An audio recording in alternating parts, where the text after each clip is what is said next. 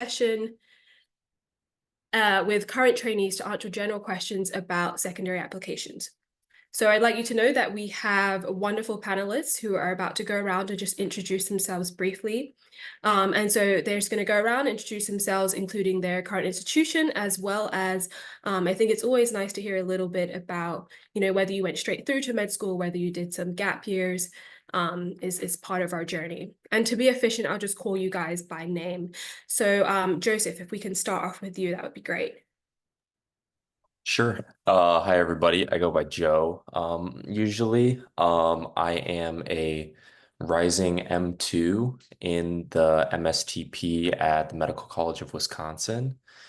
Um, and I did my undergrad at Marquette University, also in Milwaukee. And after graduating Marquette in 22, I did one gap year doing research at MCW as a technician. So glad I ended up here. Awesome. Thank you so much. Samin, I have you next.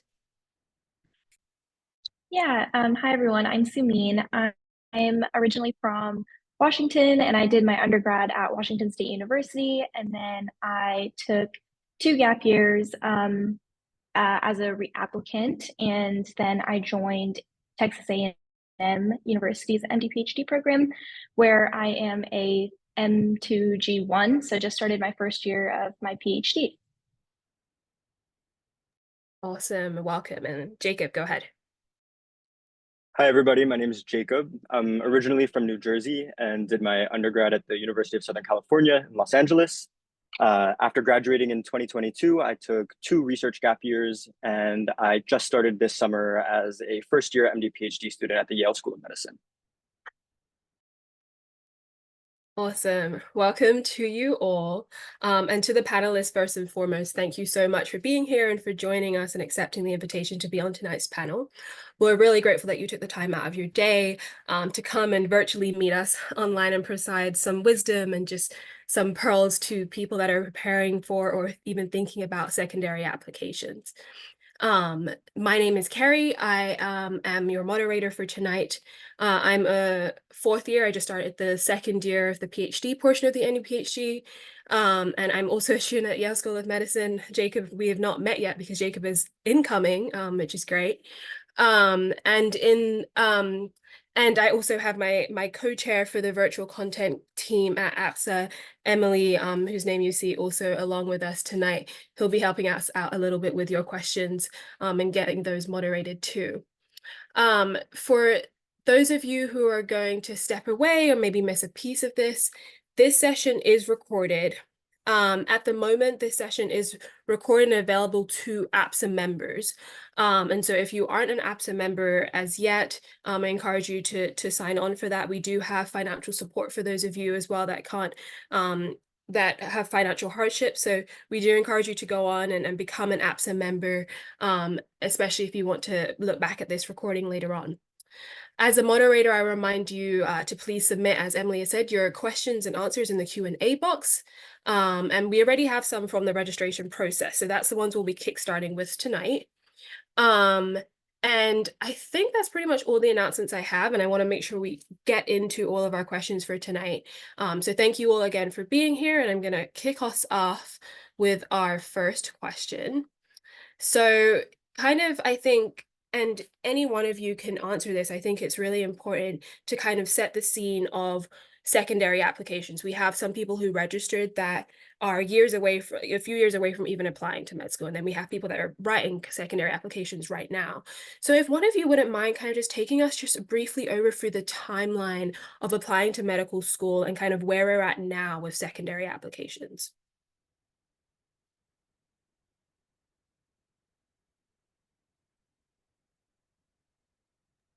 All right, I'm happy to jump in. So I just applied last cycle. So it's kind of crazy that a cycle has already started and people are starting to receive secondary applications. But in general, the med school and the MD PhD application process follows the same timeline. So primary applications, I believe, open for submission at the end of May, beginning of June. And then after that, there's a few week period where primary applications take some time to get verified. And then when your primary application gets verified, schools can begin sending you secondary applications. So the timing that you'll receive secondary applications will depend heavily on when you submit your primary application. So even though the primary application opens in the first week of June, end of May, you can end up submitting your primary application, I believe, all the way until the end of October, maybe a little bit earlier or later than that. So for me, I ended up submitting my primary in mid-July, and I received my secondaries at the end of August. So it was about a 4-week process before I received my secondaries. Awesome. Thank you, Jacob, for giving us pretty good overline of kind of the timeline and where we're at. So, you know, going off of that, and Sumin and Joe, maybe feel free to answer this. One of the questions that came in a lot was how much pre-writing should I do, right? So as Jacob just described, you kind of end your primary application time, and then there's a little bit of a gap before you get that secondary. So what do you guys have to say about pre-writing?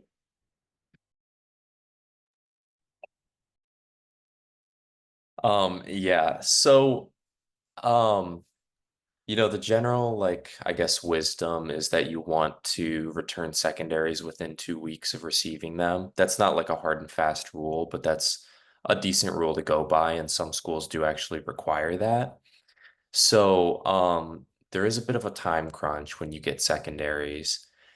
And so I would say some pre-writing is definitely worth it, especially because there are some common themes that will go through a lot of school secondaries, such as, you know, times when you were able to successfully navigate conflict or overcome adversity, or diversity type essays where you kind of exemplify your commitment to contributing to a diverse environment.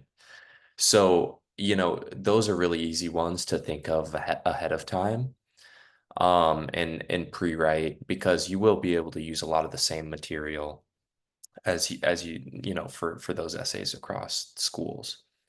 Some people kind of go down the rabbit hole of like looking at what schools' secondaries were last year and kind of like trying to look at historical data to see if they can pre-write those. Um, I don't know. I didn't do that. I didn't feel like I needed to. I felt like I had enough time with what the process gave me to where I didn't need to do that. But if you're a slow writer, maybe that's something you consider. Not sure what others' thoughts are. Yeah, I can jump in a little bit. So I remember staggering my primaries and sending only a couple at a time so that the secondaries would kind of come in within that so I could work on that 2-week deadline, kind of like the others had mentioned. And what I did instead of pre-writing is I just thought of like, we in your primary you write out most of your like work and activities and all these things, and you've done a lot of like thinking, I think. And so I just kind of organized that into different kind of categories. So like, oh, for like a diversity question, what kind of experiences can I call on for like this kind of question? And that kind of was like a work in progress as I started getting secondaries in, seeing what kind of questions there are. And then I just kind of made one running document of like types of questions. So like for 3 schools that each had a diversity question that was worded a little differently, I would just write my answer for all of those in one document. And then anytime a diversity question would come up again, I would just look at what I already wrote and then build on that. Awesome. Jacob, if you have anything to add, feel free. Sure. I mean, I'm happy to share some unconventional wisdom. I think that the general consensus during the application cycle is submit your primary as early as you possibly can. I do think that there is a benefit, at least if you end up having to delay submitting in your primary application. And for me, that was that I knew the secondary essays for every school that I was applying to before I got them, because people like to help each other out. People post secondary essays on the internet that's readily available for everybody to see. So I didn't have to do any guessing. There were people that had already uploaded their secondaries that I could start pre-writing as soon as I had submitted my primary. That being said, I was in a full-time research gap year, so time was very limited for me, and I definitely struggled to be able to pre-write. So I think it's manageable if you're unable to fit the time in and crunching for 2 weeks.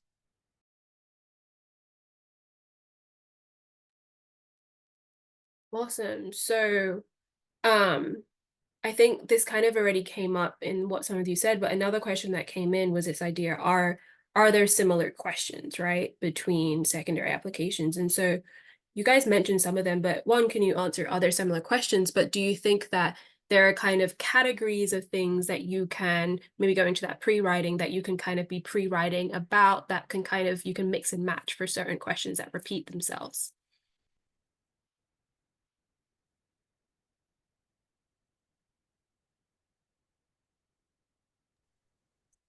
Yeah, I mean, I would say that there are similar questions. One of the things I wouldn't fall into the trap of kind of having an already written thing and then trying to fit it to different secondaries because I knew that when I was in a time crunch, I tried to do that, but I think it just ended up not fitting the question properly. So I would say that um, if you're gonna fall into that, it might just be better to get the question first and then write specifically for that. But generally, I think you can categorize. I don't know.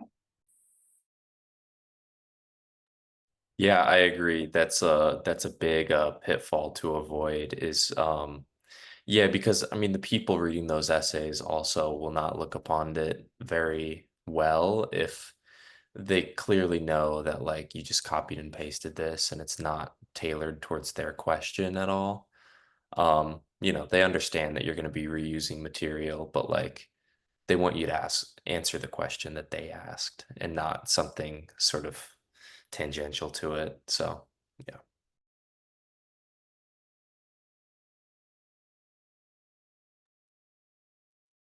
Okay, solid advice there. Don't copy and paste. For sure. Um, this wasn't a question that came in, but I think it's important as well for people to think about. Um, how do you, I guess, personalize these answers right to the schools? Because that's, if you're not copy and pasting, that's in essence what you're trying to do. And so what are some of the things that you guys use to make sure it was answering their question and specifically for their school?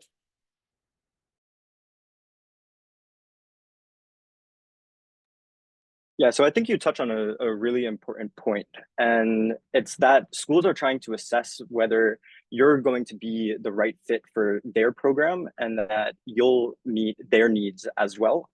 And I think that the only way that you can know that for yourself is if you know what the program is like and what they offer and what they're looking for. And the best way to do that is to do your research, spend time looking at schools' websites, see what's offered and available to current students, whether it's extracurriculars, professional development, see what really speaks to you. And then don't be scared to tie what you find into your secondary essays that you're writing. I think not only does it demonstrate interest, but it also helps build a story around why you belong to be there.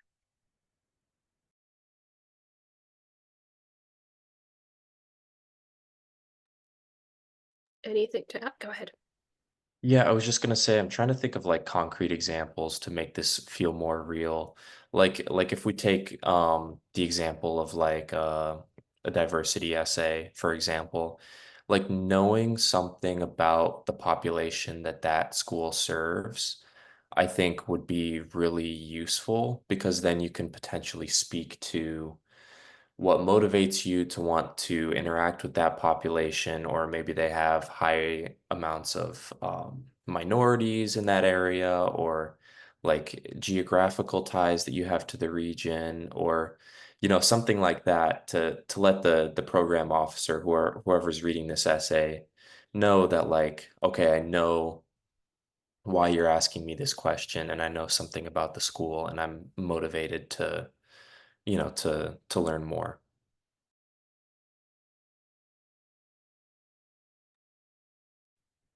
other than doing, research on websites, are there any other ways to find out more about schools?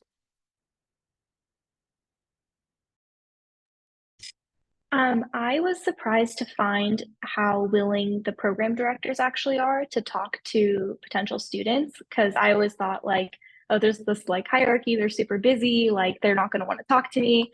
But at least for a couple of the like Texas schools that I was interested in, I had reached out to the MD PhD program director. And you have to be careful that it's the MD PhD director because they only have like what 10 to 15 students to deal with per class versus if you're reaching out to the MD director, they might have hundreds of students. So be careful who you reach out to, and you might have to go through like a secretary or something. But I was able to set up like even Zoom calls or like just general to ask about their program, show my interest. I wouldn't say do that for every program. That might be a little too much. But if you are like genuinely interested in a program, you want to know more and you have valid questions, I reached out to a couple program directors.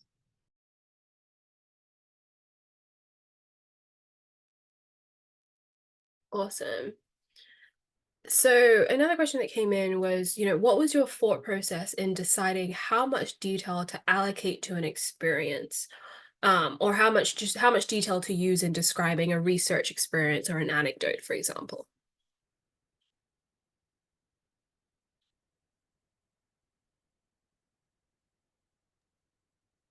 I would say it kind of de depends on what the question is and who you think you're writing for. Like if it's a research question, yeah, I mean like the people you're writing for do not want a lot of fluff. I mean, these are like scientists, like academics, like they just want you to get to the point. Whereas maybe it looks a little bit different for like the MD commission, MD admissions committee. But yeah, I would just say like make sure everything you write is purposeful. And that like if you're going to go into detail describing something, it's for a purpose, not just because you think they want to read flowery language. They don't. They have enough reading to do already. But sometimes, going into detail and really talking about an experience in depth can be really valuable, if it shows something important about yourself.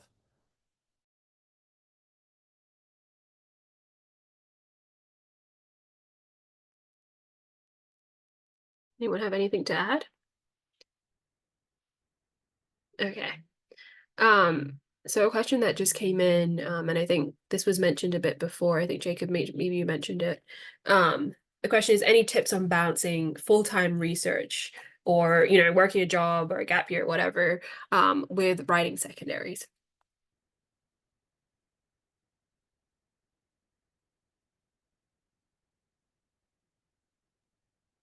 I think the best thing that I can say is to just stay grounded in why you're doing what you're doing.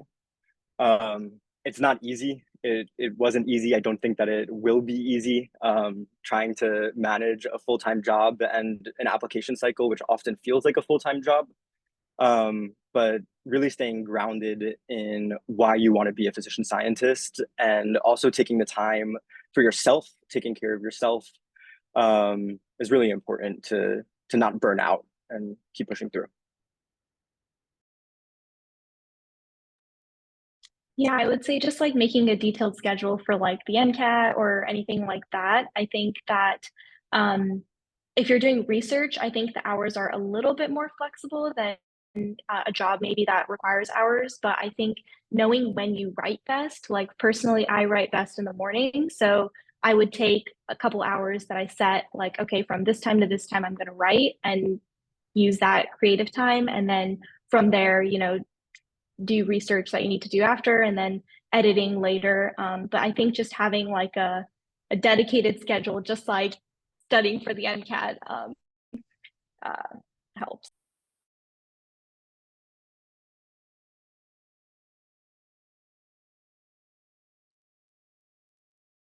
Okay, great advice. Um, so, another question that came in is thinking about when you're writing your your secondaries, what should be, it's kind of similar to the last question, but what should I be highlighting in my secondaries? And the question is specifically, can I show more of my MD aspirations and desire to serve more? Or should your secondaries meet more geared towards like research topics, as you know, specifically as an MD PhD applicant we're talking here?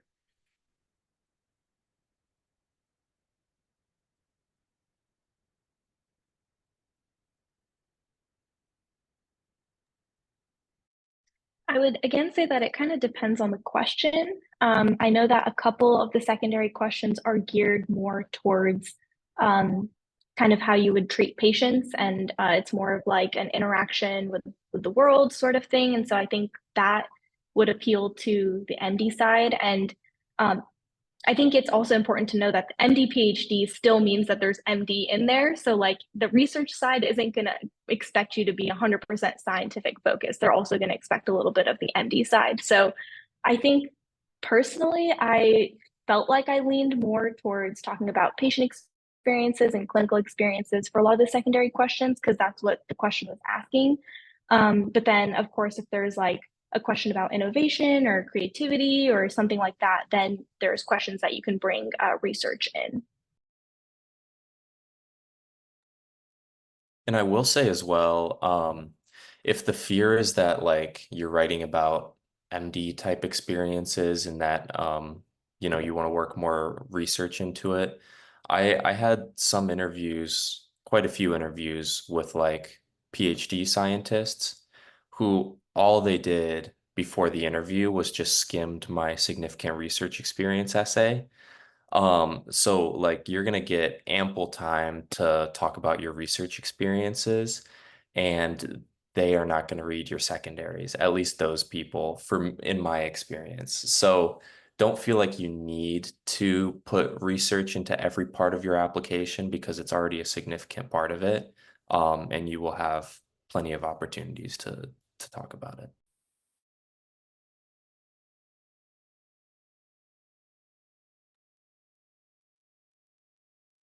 Awesome.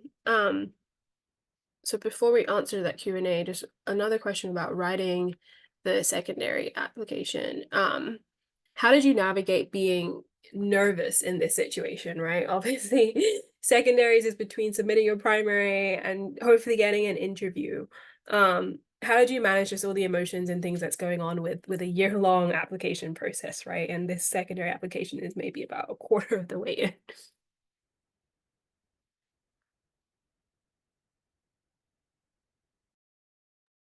Yeah, I think going back to what I was saying earlier, like the physician scientist training path is a really tough and rigorous path. And it's never too early to start building in like good self-care habits. I think for me, something that kept me grounded was having activities outside of both science and medicine and applying to MD, PhD programs that could make me feel more like a human and not a statistic. Um, so for me, I am a flying trapeze artist and a trampolinist, and I really enjoyed having my weekends to go just jump around and swing on a trapeze. For everybody, that's going to look very different, but learning how to take care of yourself is something that I think will benefit you for your entire career.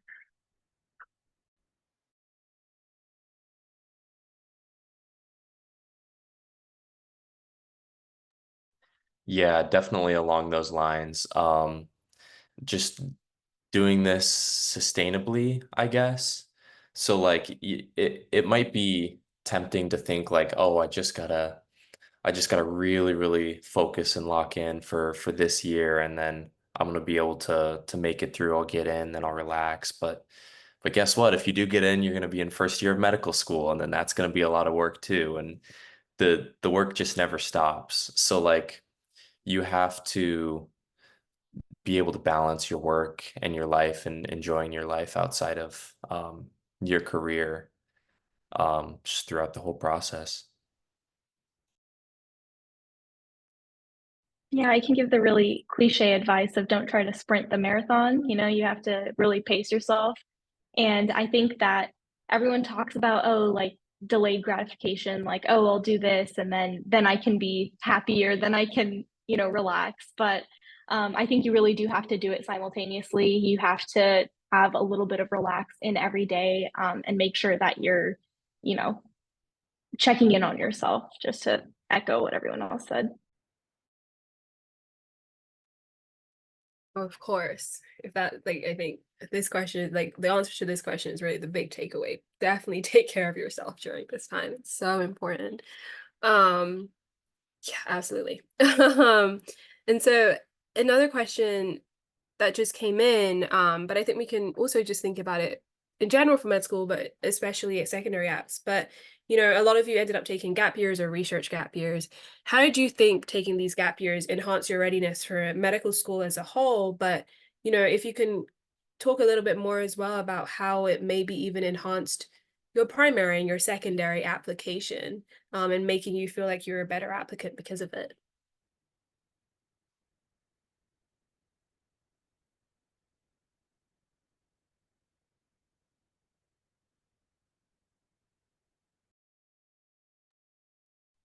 I can take a first stab at this. Yeah, I mean, so a couple things. One is that insofar as it relates to medical school, I mean, there were obviously like content areas that I studied during my gap year, and that just made those easier to study. But for me, the big thing was just it was nice to have some time off just doing classes. Because especially because I really enjoy research and I really enjoyed what I was doing. And so just kind of like rekindling that love for knowledge and I don't know, just having fun was really great. And then once you get into the grind of medical school, it just makes it a little bit bearable, more bearable. Um, but the other thing in terms of like, yeah, writing about primaries and secondaries is that doing a full, like a year or more of full-time research really gives you a lot more to talk about when you're doing interviews as well as writing secondaries. Just in terms of like really being able to dive deeply into a topic and learning everything there is to know about it. Well, not everything, but you know what I mean. Like it's just easier. You have so much more time than when you're an undergrad and your attention is kind of between a lot of different places. So, yeah.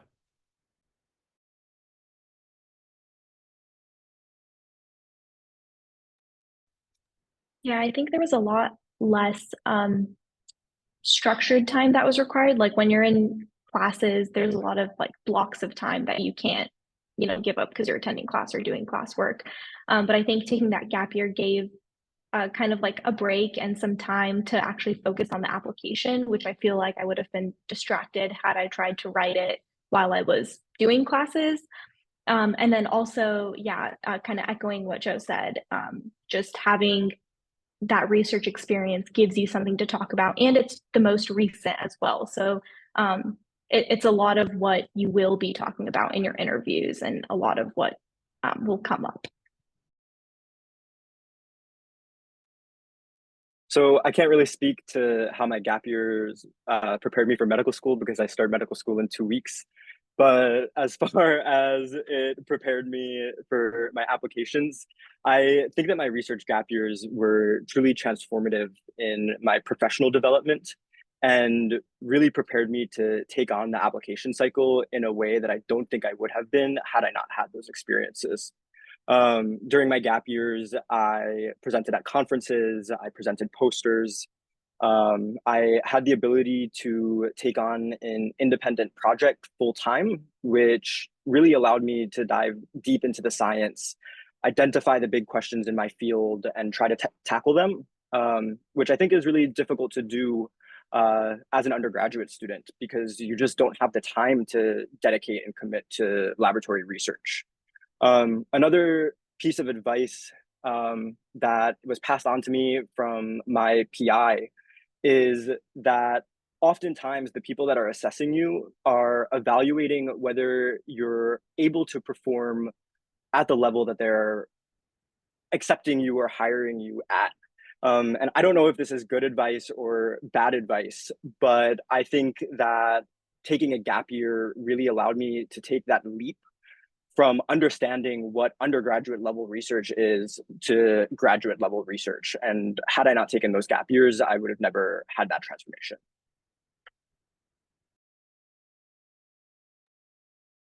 Excellent. Thank you all so much. So we'll get back to the writing in a second, but thinking a little bit more about that timeline again of secondary applications. We went over the brief timeline at the beginning, and I think, Joe, you mentioned this idea of sending essays and kind of sending them back in within 2 weeks of receiving them, and said it's not like a hard set number. Can someone speak a little bit more to, this idea of, do you have to send essays back 2 weeks after receiving them? The question came in, will schools not accept it? Will they not look at my application anymore if I submit it after 2 weeks? I'll let someone else answer this because I already talked about it, but I will say, I want it to be known that some schools will require you to return it within a certain time period. So make sure on every single secondary that you receive, you check to see if there are actual dates. Yeah, I think some have deadlines, which like I wrote down, and some I think the deadline was a little more loose. Um, I I wouldn't necessarily say don't prioritize the ones that don't have deadlines because I don't know what happens on the other end of it. I don't know if they see the date or if they're going to judge you based on that. I don't think so, but then again, I don't want to say.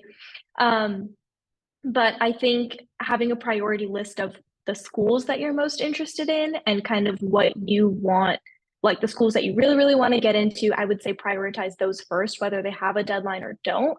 And then go based off of that. So just check on the secondary application. It should say somewhere if there is a deadline, and just make sure you don't miss that.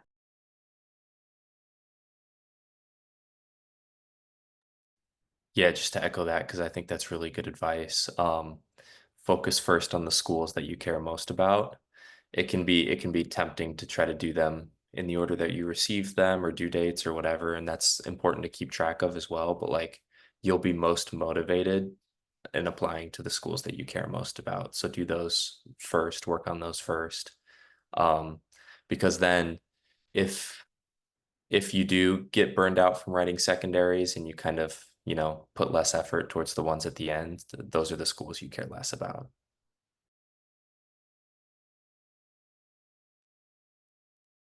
Awesome. And I think it would be good also just to ask this question in terms of, you applied to a number of schools, right? A lot of people are applying to, I'm not even gonna, a range of number of schools, could be 6, could be 20, could be more.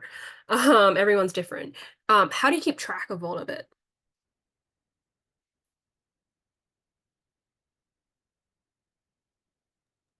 I had a spreadsheet. Yeah, I think it's one of the easiest ways to keep track of every school. Make a spreadsheet of every school that you're applying to, the date you receive their secondary, the date that you plan to submit the secondary by, whether or not you get an interview, whether you're accepted after the fact. It is a lot of information to keep track of, and being organized, and I think is really important, and having a spreadsheet is one of the easiest ways. But of course, I think at this point, if you're applying, you have been able to develop your own organization strategy. So whatever works for you.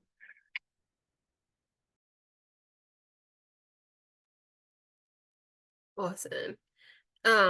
At this point, I just want to remind everyone of the Q&A. The Q&A is active. Thank you all for submitting your questions. But just as a reminder to you all, as we come up to, the last 20 minutes of the session, to get your questions in if you have any.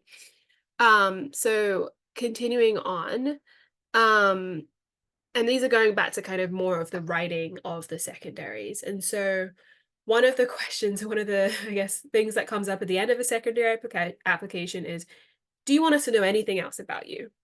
How have you all approached that?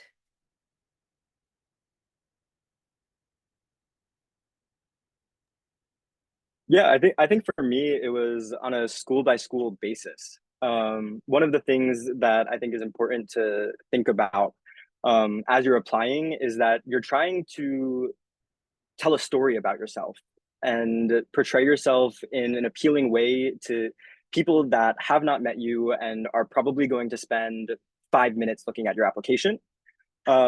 I think that you really want to spend some time and identify what are like the key core things that you really want admissions committees to know about you. If you feel like there's a key core thing that didn't make it into the secondary just because the questions didn't allow for it, feel free to use that spot and tell your story to its fullest. If you feel like your story was already told, don't feel the need to or the pressure to answer a question that's optional. An optional question is optional for a reason. Sometimes it might apply to you, sometimes it might not, and it's totally fine to not answer an optional question. Yeah, for sure. And I like, it obviously depends person to person. Like one question you can use is like, is there something that I really wish I could have shared, but I wasn't able to share it somewhere else? And if so, then use that place to do it. Just to give an example, like I double majored in biology and philosophy. So I used that space to like write about why I majored in philosophy because I just got like deeply interested in it and was able to look at a lot of really interesting questions, etc. But that was just like kind of a random thing that I didn't get the chance to write about anywhere else in that particular application. So I was like, I'll just throw it in there because I had fun with it and it was important to me. But some people use it to write about their upbringing or challenges they face throughout their life, and it's really up to you how you use it. Yeah, I think I fell into the trap of I don't want to leave anything blank. So I always tried to put something in there. I don't know if that was the best way to go about it, but um, since I was a reapplicant, when I was doing it for the second time, I used that space to talk about how I've grown and kind of what's changed. Even though some secondaries will ask about that specifically, and then obviously I wouldn't repeat the answer, but um, if there is any kind of not necessarily red flag, but something that you might think is that someone will look at and have an opinion about, like a bad grade in a certain class, or like something in the application that you feel like maybe needs a little bit of explanation, or anything that you can add in there. But I agree with Jacob's advice that it's an optional question, so you don't have to answer it. And writing something in that is kind of with half-heartedly might actually be worse than just leaving it blank.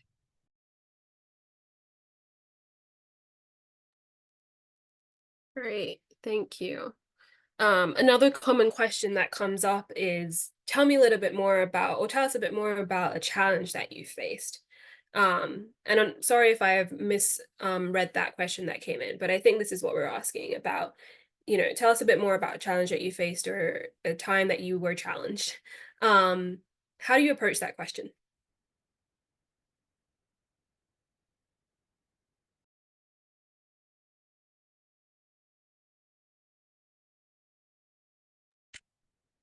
I think again, kind of having that list of things you want them to know about you, and kind of like, okay, these are the 5 core things that make me me. And then if there's like, let's say you've addressed 4, of those, and then there's this challenge question that maybe you could talk about, like an interpersonal challenge that you had to overcome that shows, oh, this is my communication skill, or an academic or an intellectual research, sort of question, oh, this is a challenge I faced. Because so it's just, I think, having something that you want to highlight about yourself and then trying to fit that story into a challenge, or just write a list of challenges that you feel like you've faced and see which one fits best.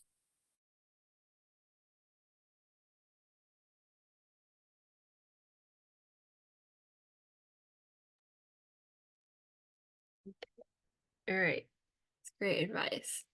I think I'll skip to this one. So I think this is more, everyone can answer this, but Sumin, I guess as a reapplicant, I think you mentioned, right? How many new stories or rewriting should be done, right? Since not a lot of time is necessarily passed if you're applying in the next cycle. Yeah, so I talked to, again, the program director when I was reapplying, and I got feedback from schools. And I kind of had the same question of like, do I rewrite my whole personal statement? Because that would be, you know, but they basically look at your application as a new application when it does come in. So it will say, reapplicant somewhere along the lines, but they won't have a side-by-side comparison of, oh, this is what you wrote before and this is what you wrote now. So in terms of my personal statement and stuff, that story is what makes me me, and that's not going to change. So I edited it. I like added in, maybe some grammatical things, rearranged some sections, but the story is still the same because it's who you are. And so same thing with like some of the secondary questions, like if they ask you, what challenges have you faced? What's, a diversity question or something, like your life experiences haven't changed in that year. So I would write this, not the same thing, but like reevaluate, what you wrote before. But I would use kind of the time that has passed to answer that question. Like people will say in a secondary, oh, what has changed since your last application? And have a good answer for that. How have you grown? Why are you, different? And I think that if you are in the position of being a reapplicant, getting advice from the school specifically about where they think that you lacked helps a lot. It gives a lot of perspective as to what you can improve, and then that's what you can write more about or have. So for me, a lot of it was sorry, I'm getting in a tangent. I know we're stuck on time, but I had done a lot of my research had come from this startup company that me and my sister started. But when I was talking about it in my interviews, we were still kind of in the patenting phases. And so I didn't talk about it a lot. And it was kind of like I was hiding behind, oh, this is confidential. Oh, I can't talk about this. And so a lot of the feedback I got was, this is a really cool experience, but you weren't able to talk about it and, really convince us that this is something that you've worked really hard at and done. So that's why they couldn't evaluate, oh, how much research has actually gone into it, because I didn't really talk about it openly. So the second time around, I kind of just made sure to address those, the feedback that they gave me. Awesome. Thank you so much for sharing too.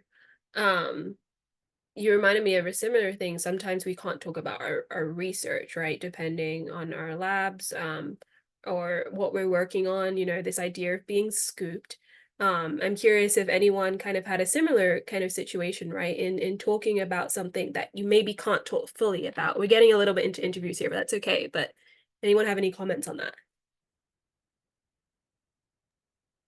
Yeah, I had a discovery that I made during my gap years that my PI had specifically asked me not to talk about.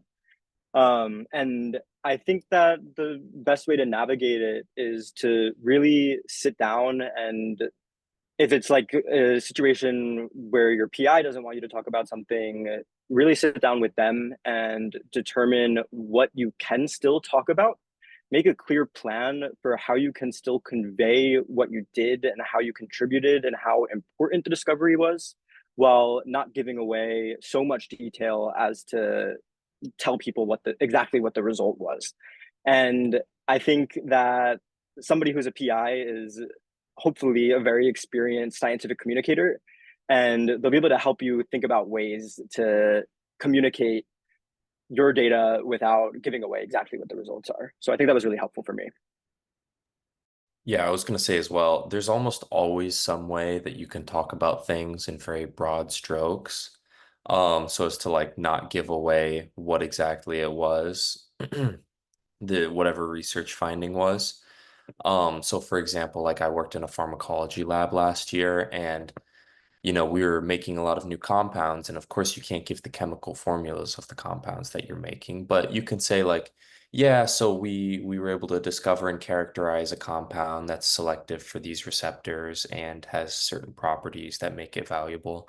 And then you can talk from there, and you can just talk about science without like giving anything away that would cause you to get scooped or would cause like intellectual property to get stolen. Awesome. Thank you. So just closing in on some of the general secondary application questions before we get into some kind of related to MD PhD as a whole. But one of the questions that came in was, should I expect to complete applications to all of the schools that have requested the secondary app?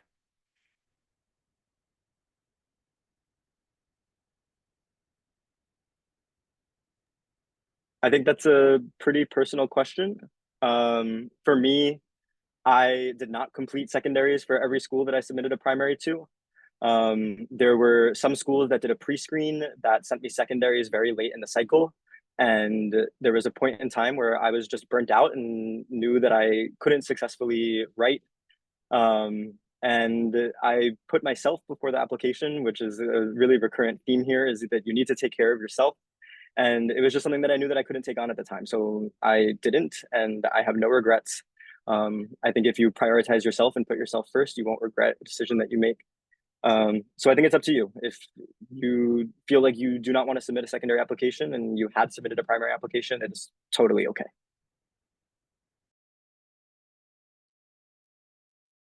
Okay, so we have a number of questions coming in, so I'm going to kind of do a quick fire for the last 5 minutes. And so kind of if one of you have a burning desire to answer, go ahead, and then we'll kind of move to the next question. So a question that came in for the question, why do you want to attend our school? How do you gauge whether to write about the science or the faculty, right, versus extracurricular programs at the med school? Science is a good one to fall back on if you don't know anything else, because it is something that's absolutely unique to that institution always. I mean, you can't find the same people anywhere else. Geography and patient population, like there's always a lot of reasons to go to a school, but like, you know, particular faculty that you want to work with is always going to be like a really compelling answer. Awesome. And then the next question that came in was, if I have new experiences that weren't in my primary, should I just email the admissions or reviewing staff as soon as possible? Or I guess a follow-up to that question is, or do you try and include it in your secondary somewhere? How do you update on new things?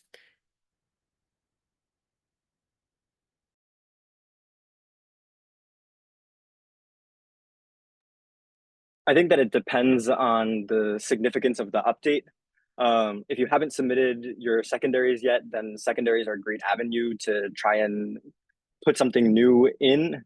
At that point, if you've submitted your secondaries and you want to update a school before you interview, I think you want to really just consider whether what you want to update is really going to significantly enhance your application. If you feel that it's going to significantly enhance your application, then most schools have their own specific avenues for updating them, whether it be through a portal or through emailing. You can typically find out on your secondary application or on the school's website in their FAQ. Awesome. And so something that came in is, so one of the challenges that one of our participants is having is with writing secondaries is communicating who they are as a person, as a collaborator, beyond, right, the clinical work and the research. And so they're wondering, how did you approach this in the secondary application process, right? Thinking about you as a person, not just as a researcher.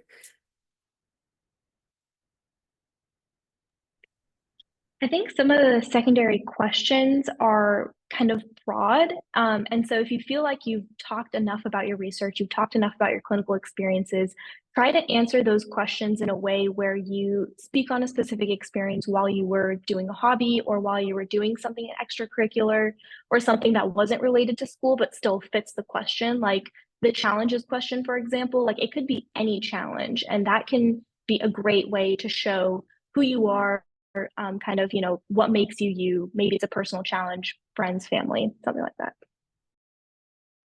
Yeah, and to go off that, the the forget what it's called, but show don't tell. Use narratives. If you want to communicate who you are, don't just say don't just give adjectives about who you are, like show it through an experience, tell a narrative. Even if you don't have that much space, it's always more compelling. Awesome. And as I mentioned at the beginning, we have people who aren't necessarily applying right now. They're not necessarily writing secondary apps. And since some people mentioned gap years, one of the questions that came in live and came in from registrants too was, what are the kinds of research avenues or opportunities that you would recommend for a gap year? I guess now looking back, right, that you think would have really made your application even better, or that you wish you did now that you're in med school or about to be.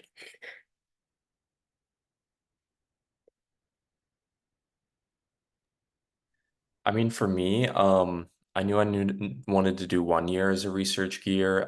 Some labs are more willing to take you if you're willing to do 2 years, just because they have to take time to train you and get up to speed. Um, but I just found research that I was interested in and then started cold emailing people, honestly, just asking if they had room for a technician in their lab. And one of them ended up working out, and it was like really amazing. So don't underestimate just cold reaching out to people. And yeah, also if your PI from your undergrad has connections, that's always an option. Like if you want to go to a different institution. Yeah.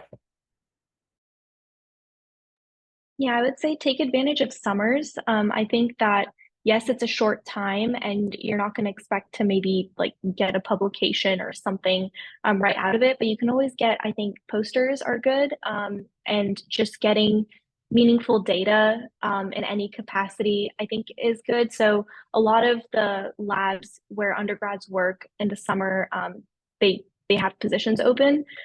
So even if it's, something like data analysis, or even if you're doing like a meta-analysis or something, I think anything concrete where you're getting data and it's something that you're passionate about and you can talk about. Awesome. So I know we've come up to time. I'm going to ask this question really quick, or if anyone is able to type an answer. But this comes up a lot, this idea of in-prep manuscripts, especially for MD PhDs. So the person said, is it not a good idea to include in-prep manuscripts? There are mixed answers about this. Is it acceptable to send an update letter when these get submitted?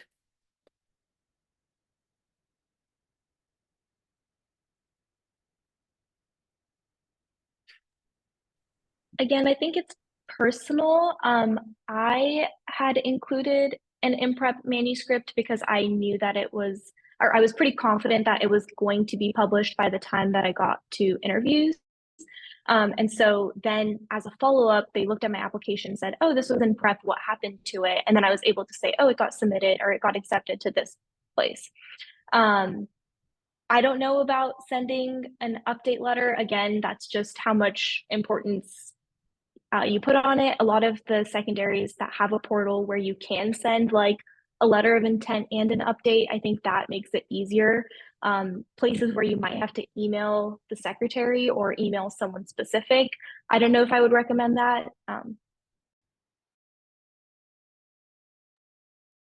Okay. Okay. Thank you all so much. I know we have come to time and I want to protect people's time. So thank you all for joining our Q&A session today with our incredible trainees. I want to thank our panelists so much for their time, and participants, all of you. Thank you for making the session so interactive. Thank you for all of your questions. We really appreciate it. This is a coming together of so many people, including APSA, which is the American Physician Society. Different teams come together, including virtual content and our public relations, to put this session together. And so we thank those people as well. As a reminder for everyone, our next session is on August 8th, and that's a session about interview tips, and that's going to be with program directors. So for those of you that are currently in the application cycle, we really encourage you to go on ahead and register for that and take part in that. Please also stay tuned via social media. You can follow us on Twitter, on Instagram, at APSA on most platforms, and look out for future emails about upcoming events. I think some of our panelists are putting their emails in the chat. And of course, you have access to the panelist bios as well, which have the panelist emails and just a little bit more about them if you have any further questions for them. So with that, thank you all again and have a great night. Yeah, thank you. It was a pleasure. Best of Thank luck to you. everybody. Thank you. Good luck.